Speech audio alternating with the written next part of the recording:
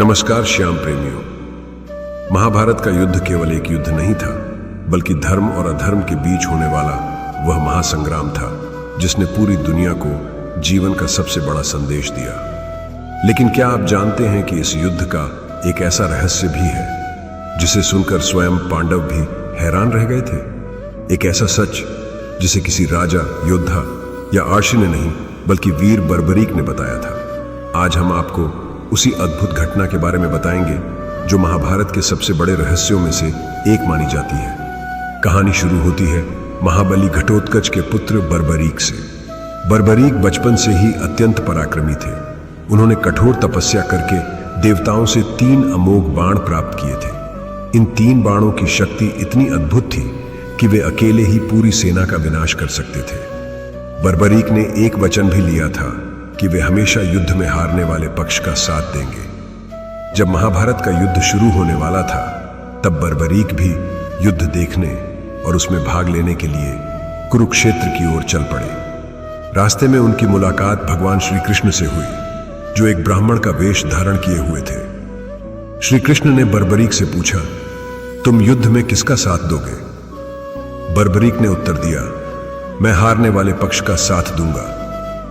यह सुनकर श्री कृष्ण चिंतित हो गए, क्योंकि यदि बर्बरीक कौरवों को हारता देखते तो उनका साथ देते, फिर जब पांडव कमजोर पड़ते तो उनका साथ देने लगते। इस प्रकार युद्ध का संतुलन बिगड़ जाता और अंत में केवल बर्बरीक ही शेष रह जाते। तब श्री कृष्ण ने बर्बरीक की परीक्षा लेने का निश्चय किया। उन्होंने एक पीपल के पेड़ की ओर संकेत करके कहा, यदि तुम्हारे बाण इतने शक्तिशाली हैं तो इस पेड़ के सभी पत्तों को भेद कर दिखाओ। बर्बरीक ने अपना बाण चलाया। बाण बिजली की गति से निकला और पेड़ के प्रत्येक पत्ते को भेदने लगा।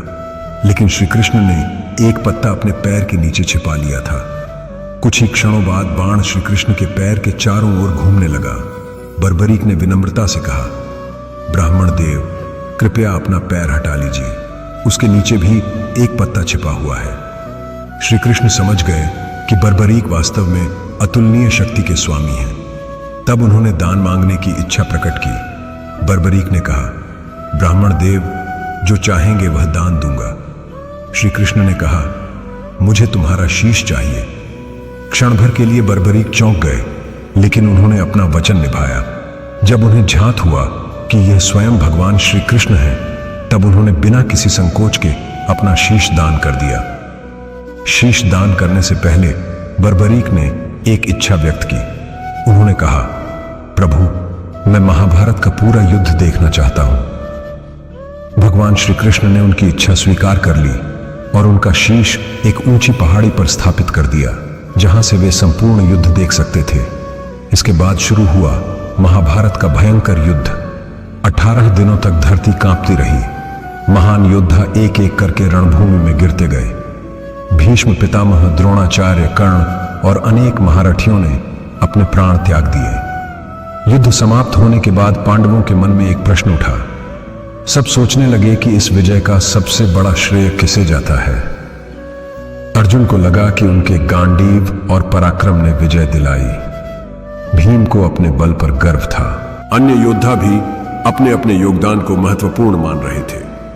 तब भगवान श्री कृष्ण ने कहा, इस प्रश्न का उत्तर केवल बर्बरीक दे सकते हैं, क्योंकि उन्होंने पूरा युद्ध अपनी आंखों से देखा है। सभी लोग बर्बरीक के शीश के पास पहुंचे। श्री कृष्ण ने पूछा, हे वीर बर्बरीक, आपने पूरे युद्ध को देखा है, बताइए इस विजय का श्रेय किसे जाता है? बर्बरीक का उत्तर सुनकर सभी स्तब्ध रह गए। उन्होंने कहा, मैंने युद्ध भूमि में केवल एक ही शक्ति को कार्य करते देखा। जहां भी कोई योद्धा गिरता था, वहां मुझे केवल भगवान श्री कृष्ण का सुदर्शन चक्र दिखाई देता था। मुझे ऐसा प्रतीत हुआ कि युद्ध लड़ने वाले सभी योद्धा केवल निमित्त मात्र थे। वास्तव में विजय और पराजय का संचालन स्वयं भगवान श्री कृष्ण कर रहे थे।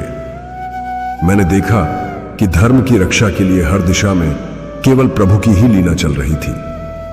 यह सुनकर सभी पांडवों का अहंकार समाप्त हो गया।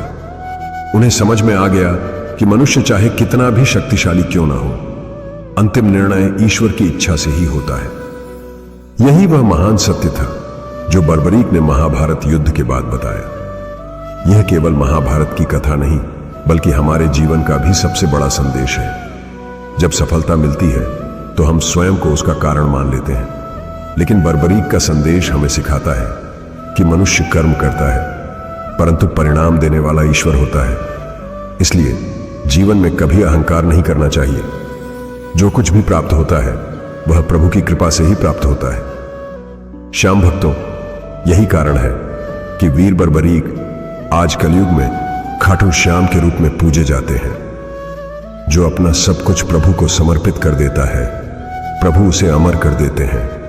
अगर आप भी बाबा श्याम के भक्त हैं तो कमेंट में लिखिए, हारे का सहारा बाबा श्याम हमारा। जय श्री श्याम।